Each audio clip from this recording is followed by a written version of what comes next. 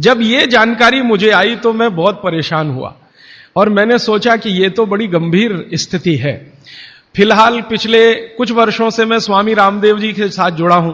उनसे जब मैंने इन सब विषयों पर चर्चा की तो वो भी कहते हैं कि बात तो बहुत गंभीर है। सबको स्वास्थ्य मिलना सरकार के बूते का और सरकार के दम पर और चिकित्सा जो चल रही है इस देश में उसके दम पर तो संभव नहीं है, कोई और रास्ता ढूंढना पड़ेगा।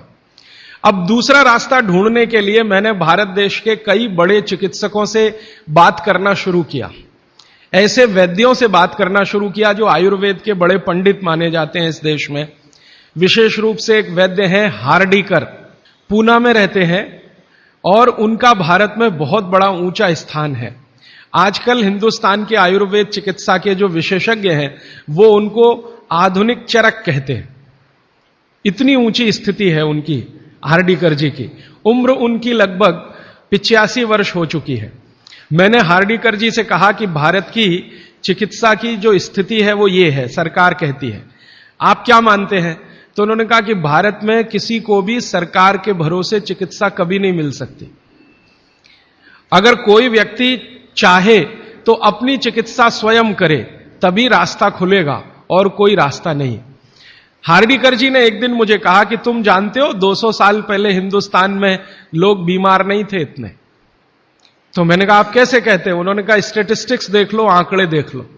तो 200 साल पहले के भारत के लोगों के चिकित्सा और स्वास्थ्य के आंकड़े मैंने इकट्ठे किए जो अंग्रेजों की सरकार के द्वारा तैयार किए गए थे, क्योंकि उस समय भारत में अंग्रेजों की सरकार चलती थी।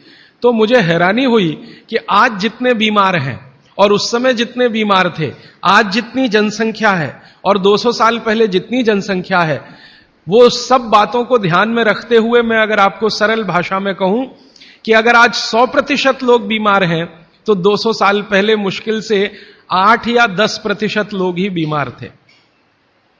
अब वो 8 से 10% लोगों की चिकित्सा के लिए अंग्रेजों ने एलोपैथी व्यवस्था यहां शुरू की थी, जो शायद पर्याप्त रही होगी क्योंकि बीमारों की संख्या बहुत कम थी। आज बीमारों की संख्या हमारी कुल संख्या की 70 से 80% हो गई है और ये चिकित्सा लगभग फेल हो गई है। पिछले 60 वर्षों में आजादी के बाद आप सब जानते हैं, सरकार भी मानती है इस बात को कि जितना विकास हुआ है एलोपैथी चिकित्सा का, जितने डॉक्टर बढ़े हैं, जितनी दवाएं बढ़ी हैं, जितने हॉस्पिटल्स बढ़े हैं, जितनी सुविधाएं बढ़ी हैं, उतनी बीमारियां कई गुना गति से बढ़ गई। अब न हॉस्पिटल पर्याप्त हैं न डॉक्टर पर्याप्त हैं। आप अक्सर आए दिन अखबारों में समाचार पढ़ते होंगे, टीवी पर देखते होंगे कि लोगों को बिना इलाज के मर जाना पड़ता है, बिना दवा के मर जाना पड़ता है, हॉस्पिटल के बाहर बेचारे पड़े रहते हैं और डॉक्टर कहते हैं कि उनके ऊपर काम का इतना बोझा है कि वो सभी पेशेंट को अटेंड नहीं कर सकते। ये दोनों तरफ की बातें समझने के बाद मुझे वैद्य हार्डीकर जी की बात समझ में आई कि सब लोग अपनी चिकित्सा करने लगे हैं तो रास्ता खुलता है सभी के स्वस्थ होने का।